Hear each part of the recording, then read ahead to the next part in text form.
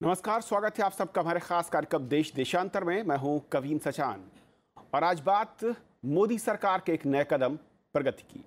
देश में लंबे समय से अटकी रुकी पड़ी परियोजनाओं की समीक्षा करने और उनकी अड़चनों को दूर कर जल्द से जल्द पूरा करने के लिए 2015 में एक तंत्र बनाया गया जिसका नाम दिया गया प्रगति। प्रगति यानी proactive governance and timely implementation, जिसका मकसद था केंद्र और राज्यों के साथ सीधे संवाद का वो मंच जिसका उद्देश्य आमजन की शिकायतों का समाधान करना और देश के अलग अलग राज्यों में भारत सरकार के महत्वपूर्ण कार्यक्रम, परियोजनाओं तथा राज्य सरकारों की परियोजनाओं की निगरानी करना और उसकी अड़चनों को दूर करने के उपाय करना। इसके जरिए प्रधानमंत्री खुद भारत सरकार के सचिवों और राज्यों के मुख्य सचिवों के साथ मिलकर अब तक कुल 25 प्रगति बैठकें कर चुके हैं, जिसमें कुल 10 लाख करोड़ रुपए के निवेश वाली 227 परियोजनाओं की समीक्षा हुई। ये वो परियोजनाएं हैं जो पिछले 20 से 30 वर्षों से लंबित पड़ी थीं। असल में प्रगति का मकसद भारत में गवर्नेंस को अधिक सक्षम, जवाबदेह बनाने के साथ लंबित परियोजनाओं को अतिशीघ्र पूरा करने के उपाय खोजना है। आज अपने कार्यक्रम में समझेंगे कि प्रगति कैसे काम करता है और इसकी जरूरत हमें क्यों महसूस हुई, इससे हमारा हासिल करने का लक्ष्य क्या है और हम किस दिशा में कितना आगे बढ़ पाए हैं। हमारे साथ तीन बेहद खास मेहमान हैं जिनका मैं परिचय करा दूं। हमारे साथ अमिताभ कांत हैं, सीईओ हैं नीति आयोग से। बहुत बहुत स्वागत सर आपका हमारे साथ चर्चा में जुड़ने के लिए। दूसरे खास मेहमान ए के भट्टाचार्य हैं, संपादकीय निदेशक हैं बिजनेस स्टैंडर्ड से। आपका भी स्वागत है सर। सुशील चंद्र त्रिपाठी हैं जो कि पूर्व मुख्य सचिव उत्तर प्रदेश सरकार और पूर्व सचिव पेट्रोलियम प्राकृतिक गैस मंत्रालय में आप रहे हैं। आपका भी स्वागत है। शुरुआत में अमिताभ जी आपसे करना चाहूँगा, ये प्रगति असल में इसकी ज़रूरत क्यों महसूस हुई और ये जो पूरा फॉर्मूला, ये जो मंच है, क्या है इसका उद्देश्य? देखिए, कई स्कीम्स और कई प्रोजेक्ट्स बहुत लंबे समय से हेल्ड अप थे और डिपार्टमेंट्स साइलोज में काम करते हैं और कई बार हम लोग टेक्नोलॉजी को उपयोग नहीं करते हैं। तो ये पहली बार है कि ऐसी क्रांतिकारी चीज़ की गई जिसमें कि प्रधानमंत्री ने खुद डिजिटल टेक्नोलॉजी को उपयोग किया और भारत सरकार के सचिवों को मिलाकर और सारे देश के सारे चीफ सेक्रेटरीज को मिलाकर, और जहां एक्सटर्नली एडेड प्रोजेक्ट्स थे वहां हमारे एम्बेसडर्स को मिलाकर सबको डायरेक्टली लिंक किया टेक्नोलॉजी के थ्रू। और जो प्रोजेक्ट्स और जो स्कीम्स बहुत सालों से पेंडिंग थी, और कई प्रोजेक्ट्स थे जो 20-25 साल से पेंडिंग थे और कई कारण थे उनके, कहीं लैंड एक्विजिशन नहीं हो रहा था, कहीं रिसोर्सेज नहीं मिल रहे थे, इन सबको बड़े जोरों से इन्होंने पहले तो साइलोस को हटाया, दूसरा डिपार्टमेंट्स को इंटीग्रेट किया, स्टेट गवर्नमेंट्स को इंटीग्रेट किया और देश के चीफ एग्जीक्यूटिव की तरह इन्होंने खुद मॉनिटर किया, खुद रिव्यू किया और खुद इसकी एनालिसिस की कि क्या बात है।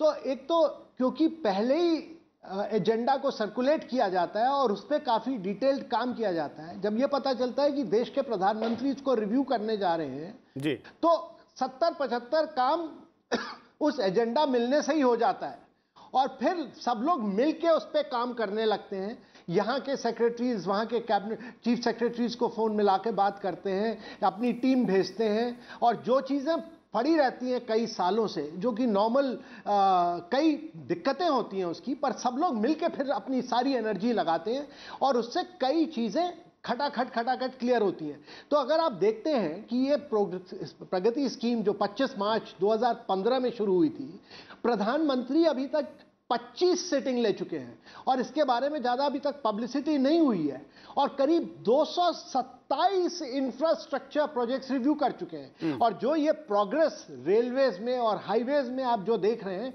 ये इसी कारण है क्योंकि प्रधानमंत्री रेगुलर रिव्यू कर रहे हैं इसको और 10.5 लाख करोड़ तक के प्रोजेक्ट्स इन्होंने रिव्यू किए हैं और अभी तक 21 सब्जेक्ट्स और करीब 17 सेक्टर्स को रिव्यू किया है और 44 फ्लैगशिप स्कीम्स को ये रिव्यू कर चुके हैं प्रधानमंत्री जी। और हर रिव्यू में मैं देखता हूं कि मूवमेंट बड़े तगड़े धड़ाके से आगे बढ़ रहा है और इसीलिए ये बड़ा क्वालिटेटिव इंप्रूवमेंट पिछले 3 सालों में इंफ्रास्ट्रक्चर प्रोजेक्ट्स में और फ्लैगशिप इंप्लीमेंटेशन में आगे बढ़ा है और जिससे रिजल्ट जमीन पर अब नजर आ रहा है। अमिताभ जी, तो क्या ये कहा जाए कि इससे पहले जो रिड्रेसल का सिस्टम था या फिर जो समन्वय की बात होती है, कोऑर्डिनेशन की बात होती है सेंटर और स्टेट के बीच में, वो कहीं लैग कर रहा था इस तरह के प्रोजेक्ट में? तमाम सरकारें अनाउंस जरूर करती रही, लेकिन वाकई क्या वो धरातल पर उतर गई हैं या क्या रुकावटें हैं, इसकी तरफ ज्यादा फोकस नहीं था, अनाउंसमेंट तक फोकस सीमित था? देखिए, प्रगति बड़ा एक यूनिक मैकेनिज्म निकला जिसमें टेक्नोलॉजी उपयोग की गई।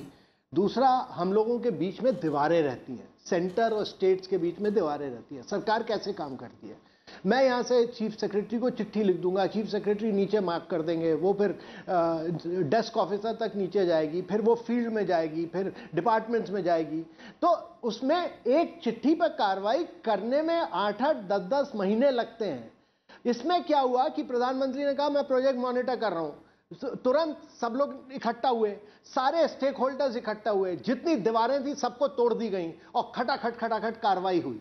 तो ये जो दीवारें तोड़ना हुआ, इंटीग्रेशन हुआ, कन्वर्जेंस हुआ, सेंटर स्टेट में कोऑपरेटिव फेडरलिज्म हुआ, और जो फील्ड लेवल ऑफिसर्स थे इन सब ने मिलके, और प्राइम मिनिस्टर इस प्रोग्राम में लाइव पिक्चर्स देखते हैं कि क्या काम हुआ है, क्यों इस पर फंसा हुआ था। तो पहली बार तो ये देश में ये हुआ, और मेरे ख्याल से किसी देश में नहीं हो रहा कि किसी प्रधानमंत्री ने लाइव रिव्यूज स्टेट के सेक्रेटरीज और चीफ सेक्रेटरीज के साथ किया हो, लाइव रिव्यूज, और सारे इकट्ठा करें, अगर कोई प्रॉब्लम है तो बताइए आप। तो प्रधानमंत्री जी तो पूछते हैं कि आपकी जो प्रॉब्लम है अभी हम लोग इसको सॉल्व करते हैं मिलके। अगर बजटरी प्रोविजन नहीं है तो बताइए, अगर ये नहीं है तो सारे सेक्रेटरीज मिलके वहां बैठे हुए, प्रॉब्लम क्यों नहीं सॉल्व होगी। और इसी कारण से खटाखट फ्लैगशिप स्कीम में भी आगे मूवमेंट हुआ है। और इंफ्रास्ट्रक्चर प्रोजेक्ट्स में नेशनल हाईवे का आप रिकॉर्ड देखिए, मेजर नेशनल हाईवेज को रिव्यू किया गया, रेलवे प्रोजेक्ट्स को रिव्यू किया गया। कितने प्रोजेक्ट 17 साल से, 18 साल से, 20 साल से पड़े हुए थे। अब आप नंगल डैम तलवारा रेलवे प्रोजेक्ट देखिए, 1981 से फंसी हुई थी, उसको फास्ट ट्रैक कर दिया गया। तलवारा रेल लाइन फंसी हुई थी, और ये rail cum road bridge over Ganga Patna में फंसा हुआ था। आधार इनरोलमेंट के कई इश्यूज थे, ये सब के सब धड़ाधड़ आगे बढ़े हैं इस कारण से, क्योंकि रिव्यू हुए। और इंफ्रास्ट्रक्चर प्रोजेक्ट्स देखिएगा तो हमारी एक पार्लियामेंट बिल्डिंग थी, सलमा डैम था अफगानिस्तान में, वो उन्होंने हमारे एम्बेसडर को लिया लाइन पे और उससे रिव्यू किया। फिर इसी तरह बैंगलोर मेट्रो का जो रेल प्रोजेक्ट था उसको इंप्लीमेंट करवा दिया गया। और मेरे विचार से doubling of Bhubaneswar Dilangpur rail line थी, उस पर तो सबने मिलके काम किया। पर क्योंकि प्राइम मिनिस्टर का रिव्यू था, देश के सीईओ का रिव्यू था, इसलिए उसमें स्पीड आई, अर्जेंसी आई, टेक्नोलॉजी का उपयोग आया, और फील्ड लेवल फॉर्मेशंस ने मिलके सबने इसको सॉल्यूशंस प्रोवाइड किया। उसका असर तो मेरे विचार से ये देश का सबसे क्रांतिकारी कार्यक्रम ये रहा है। ओके, अमिताभ जी मैं लौटूंगा आपके पास।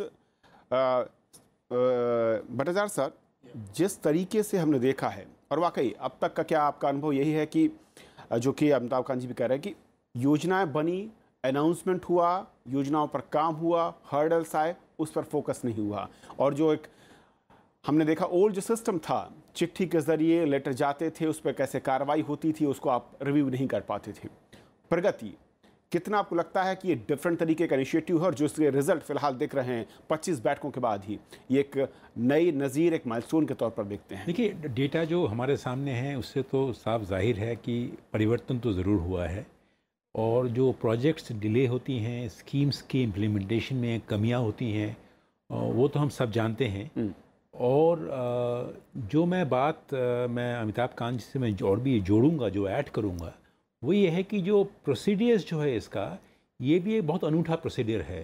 जैसे महीने के हर चौथे वेंसडे में ये मीटिंग होती है, और महीने के तीसरे वेंसडे तक हर सेक्रेटरी को ये इन्फॉर्मेशन दिया जाता है कि भाई प्रधानमंत्री जी चौथे वेंसडे को इसके ऊपर इनकी रिव्यू करेंगे, और फोर्थ मंडे तक की सारी रिस्पॉन्स, सारी डेटा प्राइम मिनिस्टर्स ऑफिस के पास मिल जाती है। और उसके बाद 2 दिन के बाद जब वेंसडे को मीटिंग होती है, सारा डेटा, सारा इन्फॉर्मेशन, सारे असेसमेंट, क्या क्या हर्डल्स हैं, क्या क्या बाधाएं आ रही है, क्या क्या करने चाहिए, सब साफ़ होती है। और अगर ज़रूरत पड़े चीफ सेक्रेटरी ऑनलाइन में अवेलेबल होते हैं, सेक्रेटरीज अवेलेबल होते हैं। तो मैं मानता हूँ कि ये एक जो एक जो एक सिस्टम जो है, ये मतलब तरीका जो है, ये बहुत ही एक इफ़ेक्टिव तरीका है, यूनिक एंड इफेक्टिव रहा है। पर मैं ये भी मानता हूँ कि ये एक सिस्टमिक रिफॉर्म नहीं है, क्योंकि इससे ये हो रहा है कि आप 10 प्रोजेक्ट्स को ले रहे हैं, 227 प्रोजेक्ट को ले रहे हैं, पर इस देश में 1000 और प्रोजेक्ट्स हैं। उसकी जो सिस्टमिक जो इम्प्लीमेंटेशन के चेंजेस ज़रूरत हैं, उसमें कितना इम्पैक्ट आया वो भी हमें देखना चाहिए। तो सिस्टमिक रिफॉर्म नहीं है, ये इंडिविजुअल स्पेसिफिक रिफॉर्म हो रही है।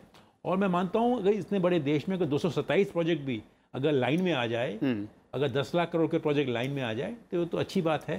पर जैसे मैंने कहा था कि एक इंडिविजुअल इनिशिएटिव पे जो पर्सनालिटी ओरिएंटेड रिफॉर्म है, सिस्टमिक रिफॉर्म नहीं। मैं इस पर भी आऊँगा कि सिस्टमेटिक रिफॉर्म के लिए क्या कुछ कर सकते हैं, या फिर इस रिफॉर्म के जरिए क्या हम सब कुछ कवर कर पाएंगे या नहीं, उसकी चिंता क्या है त्रिपाठी जी। लेकिन इससे पहले, क्योंकि आपने अलग अलग विभागों में देखा है, आप राज्यों के साथ जुड़े रहे, उत्तर प्रदेश में अलग अलग विभागों के आप सचिव रहे, केंद्र में आप पेट्रोलियम मिनिस्ट्री में रहे, जो हर्डल्स होते हैं और जो हमारा देश का ढांचा है, संघीय ढांचा है, उस लिहाज से ये हर्डल स्वाभाविक हैं, और उसको दूर करने के लिए जो कदम इससे पहले क्या कभी उठाए गए, या उनकी तरफ जो सिस्टमैटिक बदलाव की बात है, जो एक मैं कहूँ कि स्वमोटिव सिस्टम के डेवलप करने की बात है, वो हमने कभी उस तरफ फोकस नहीं किया, जिसके चलते हर्डल्स आना, कीमतों का कई गुना बढ़ जाना, उस प्रोजेक्ट का जो इफेक्टिव था, जो असर था, इम्पैक्ट, वो कम हो जाना, ये कारण थे। देखिए, हमें समझना पड़ेगा कि भारत एक बहुत बड़ा देश है, और इसमें वर्टिकल और हॉरिजॉन्टल दोनों तरफ से अगर आप देखें तो हॉरिजॉन्टली करीब सैकड़ों विभाग काम करते हैं, और वर्टिकल आप देखें तो प्रधानमंत्री से लेकर के ज़मीन तक जाने में 10-20 स्तर हैं। तो इसलिए जो योजना बनती है और मौके पर जो उसका इम्प्लीमेंटेशन होता है, उनके बीच में इतने स्तर हैं कि उनको फॉलोअप करना, अगर हम टेक्नोलॉजी का यूज़ नहीं करेंगे, जैसे पुराने ज़माने में हम चिट्ठी लिखते थे, फाइल बनाते थे, तो आज के युग में लोगों की आकांक्षाएं ऐसी हैं और लोग इम्पेशेंट हैं, इसीलिए प्रधानमंत्री को चीफ एग्जीक्यूटिव की तरह काम करना पड़ता है और जवाबदेही होती है।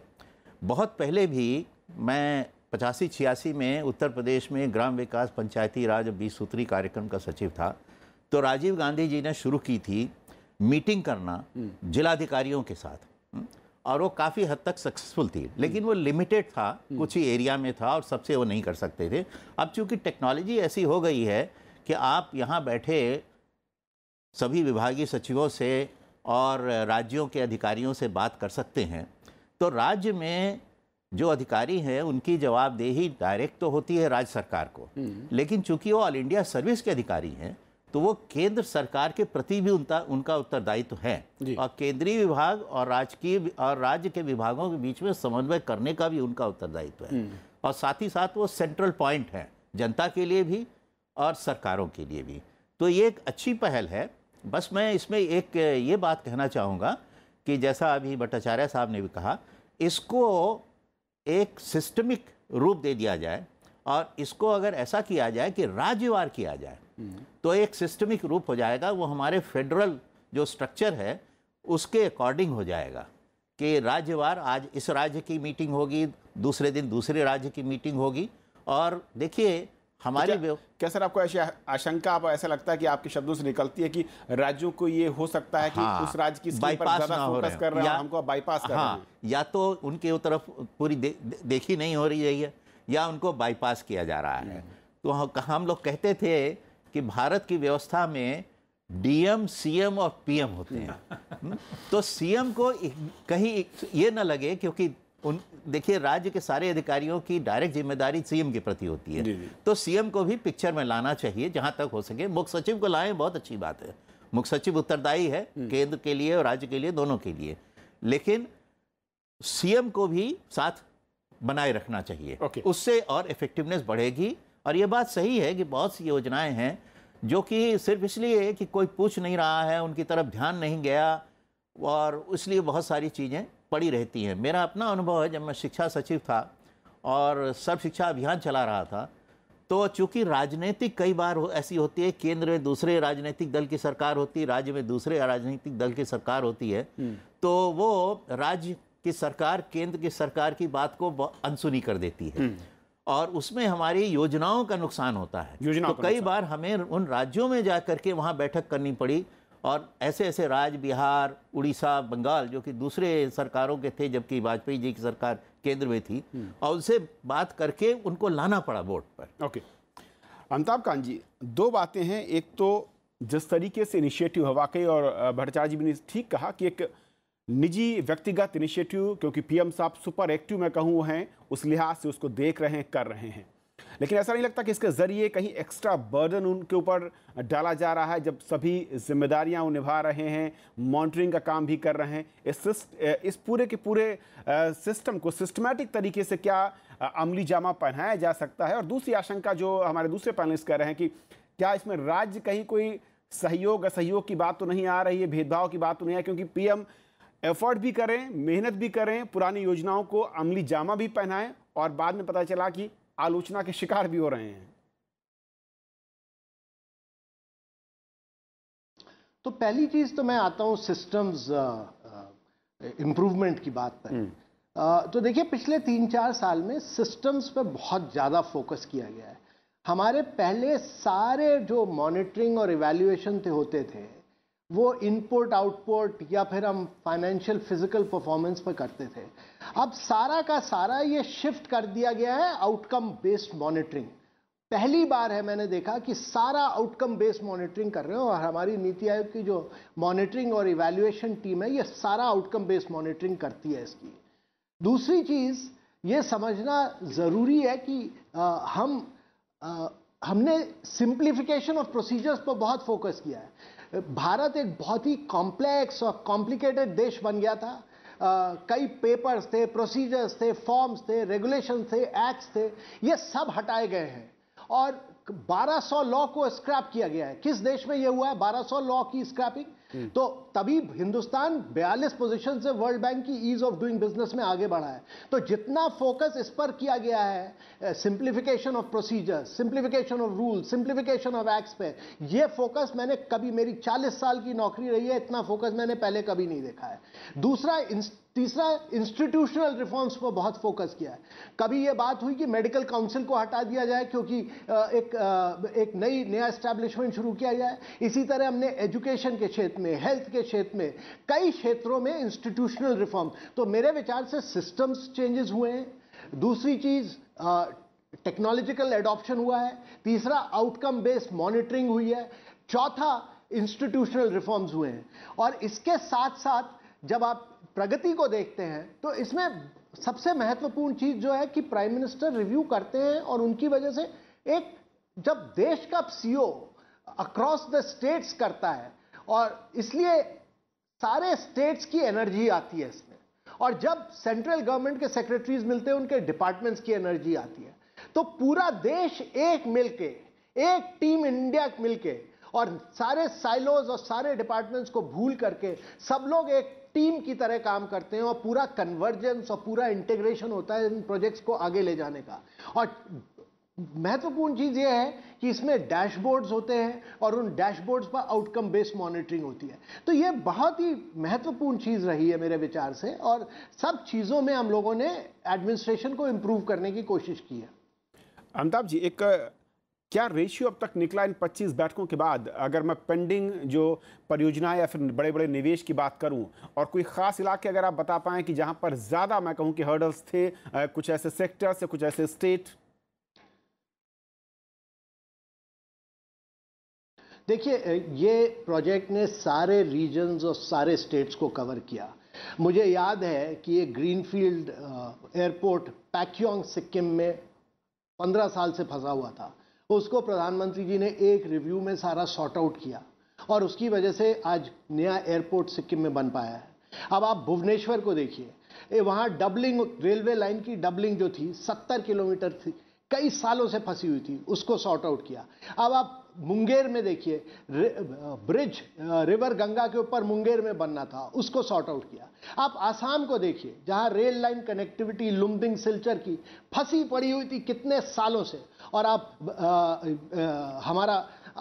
इन सबको छोड़ के आप अफगानिस्तान की तरफ चलिए, और भूटान में कई प्रोजेक्ट्स इंप्लीमेंट थे, ये सब फंसे हुए थे कितने सालों से। वहां पार्लियामेंट बिल्डिंग जो फंसी हुई थी, उन सबको हम लोग जो भी डिसाइड करना था कि रिवाइज कॉस्ट करना है, रिवाइज एस्टिमेट्स बनाने हैं, उनकी ड्राइंग को चेंज करना है, जो भी करना है करा के उन सबको आगे ले गए, इंप्लीमेंट कराया और उनको कंप्लीट किया। तो ये प्रोजेक्ट जो है ना, इसमें कोई स्टेट वाइज डिवीजन नहीं है, इसमें कोई रीजन वाइज डिवीजन नहीं।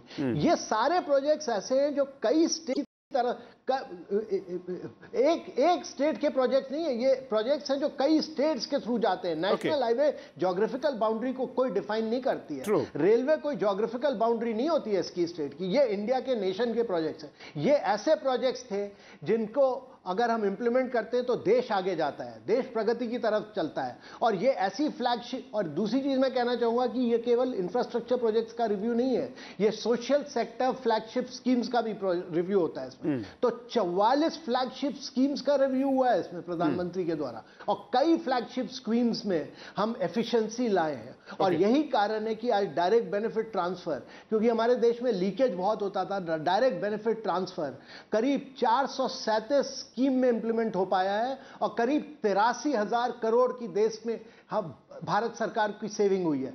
83,000 करोड़ की सेविंग हुई है, क्योंकि हमने डायरेक्ट बेनिफिट ट्रांसफर करके इंडिया को एक एफिशिएंट राज्य में कन्वर्ट किया है।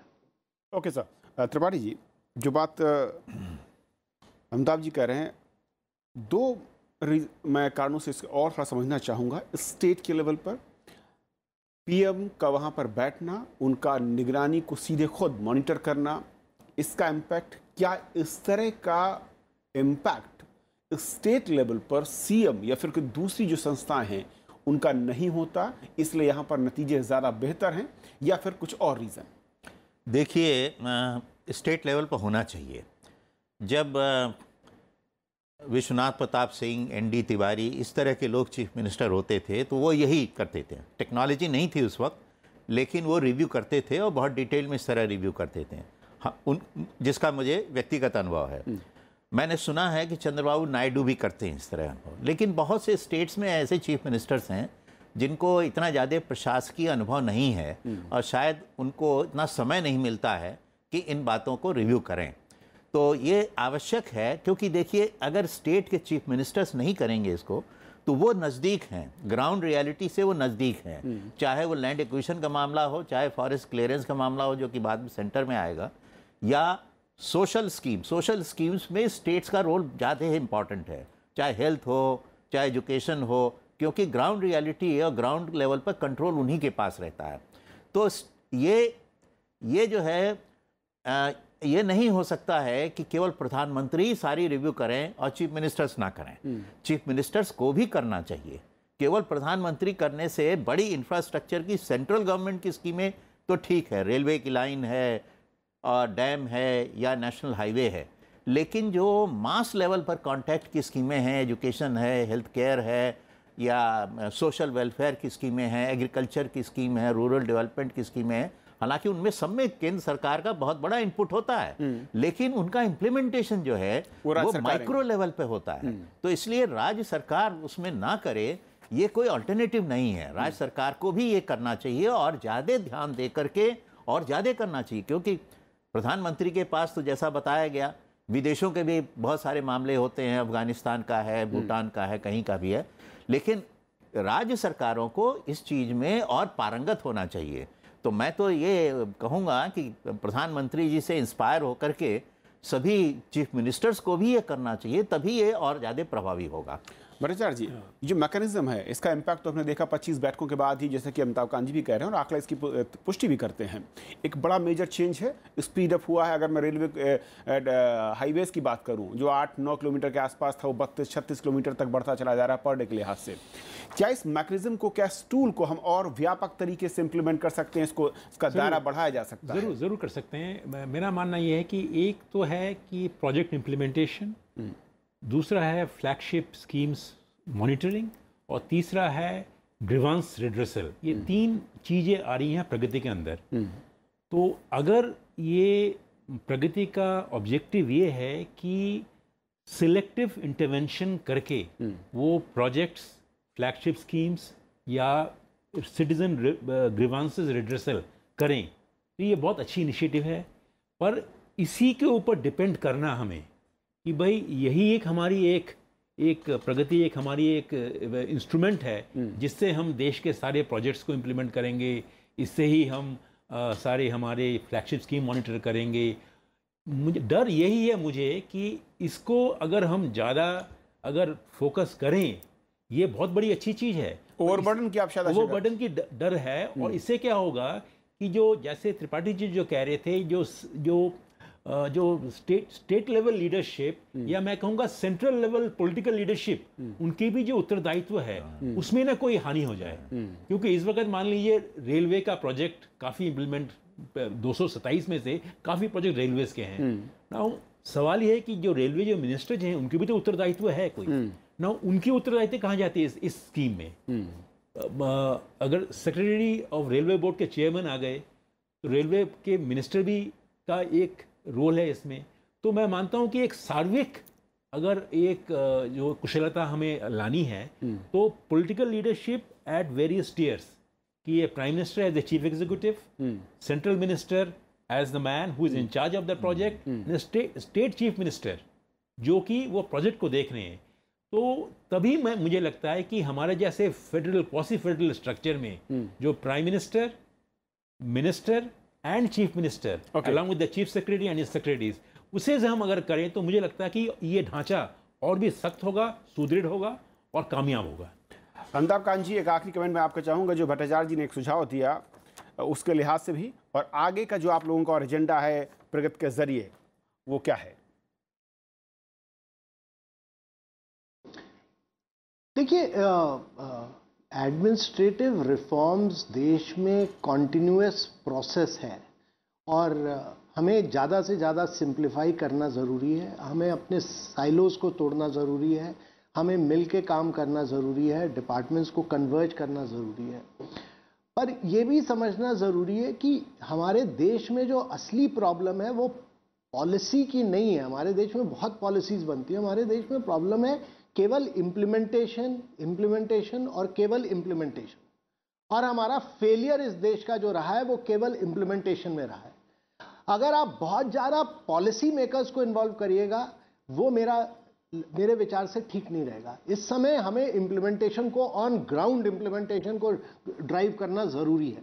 और ये मैं इससे पूरा सहमत हूँ कि ये जो एक नई स्ट्रैटेजी और एक नया जो मार्गदर्शन दिया है प्रधानमंत्री जी ने कि हम अगर प्रधानमंत्री ये कर सकते हैं चीफ सेक्रेटरीज और सबके साथ मिलके, तो ये चीफ मिनिस्टर्स को भी करना ज़रूरी है।